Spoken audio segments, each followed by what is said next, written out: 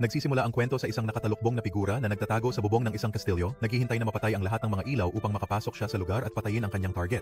Ngunit bago pa man siya tumalon, naramdaman niyang may tao sa likuran niya at tumingin pabalik upang makakita ng isang batang lalaking itim, ang buhok na nakatayo sa isa sa mga tore, nakatingin sa kanya mula sa malayo. Kaagad na naramdaman ng lalaki ang kilabot, iniisip na ang batang ito ay isa ring mamamatay tao tulad niya. Ngunit sa mas malapit na pagtingin, napagtanto niya na ang batang ito ay kilalang tahimik na mamamatay tao na kilala sa kanyang makapangyarihang kakayahan, ang nakatalukbong na tao na walang pag-asa para sa pagtakas at kailangan niyang lumaban papunta sa labas. Kaya't agad siyang tumakbo upang makakuha ng mas magandang pwesto at naghagis ng maraming matutulis na metal na mga spike sa tahimik na mamamatay tao. Sa kasamaang palad para sa kanya, ang mamamatay tao ay masyadong mabilis at iniwasan ang pag-atake ng walang kahirap-hirap bago tumakbo papunta diretso sa nakatalukbong na tao. Hinugot ng lalaki ang kanyang patalim at sinubukang tapusin ito sa isang ulos, ngunit ang batang may itim na buhok ay nagawang pigilan ang pag-atake gamit ang sarili niyang patalim. Sa isang iglap ng mata, paulit-ulit silang nagpalitan sa bubong bago ang batang lalaki ay mahusay na nagawang alisin ang armas ng kanyang kalaban.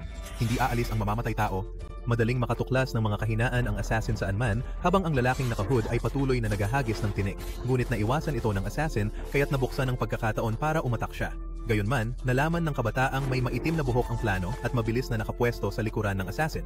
Sa pagkadismaya, naisip ng lalaking naka-hood na malayo talaga ang agwat ng kanilang lakas kaya gumamit siya ng lahat ng paraan para makabangon. Ngunit kalmado lang ang kabataan, harangin at pigilan ang bawat galaw at hampas, pati na ang mga tagong armas na nagtatago sa mga sapatos ng assassin. Tuluyang nauubos ang mga armas ng lalaking naka-hood pagkatapos siyang simpleng saksakin ng kabataan sa braso at baliin ang kanyang mga binte na iniwang nakahandusay. Hindi makapaniwala ang assassin sa pagkatalo niya sa batang ito, subalit tinanggap ang naging resulta. Isang espada mula sa langit ang mabilis na bumagsak, tinapos ang kanyang pagdurusa sa walang hanggan. Sa pagkawala ng assassin, nagpatuloy ang binatilyo sa kwarto ng kanyang target na tahimik na natutulog. Walang alam sa paparating na panganib, nagsimula ang assassin na ituon ang kanyang kalooban, itinaas ang punyal at sinimulan ang huling yugto ng misyon na naganap noong umaga. Si Deadly Assassin ay isang teenager na nagngangalang Akira, isang high school student sa Japan na mas nais magbasa ng manga gamit ang kanyang cellphone sa kaniyang tahimik na oras. Karamihan sa kanyang kaklase ay walang gaanong pansin sa kanya, subalit isang di inaasahang pangyayari ang nagbukas ng kakaibang pagbabago sa kanyang buhay.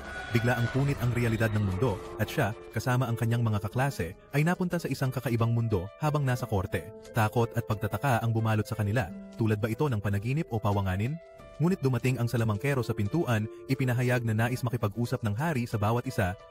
Anong nangyayari dito? Inakala ng ilan na panigurado isang tema lang ng costume party. Ngunit kaagad pumasok ang hari, kasama ang prinsesa, at malugod silang binati sa bagong mundo na kanilang nilipatan sa pamamagitan ng mahiwagang seremonya.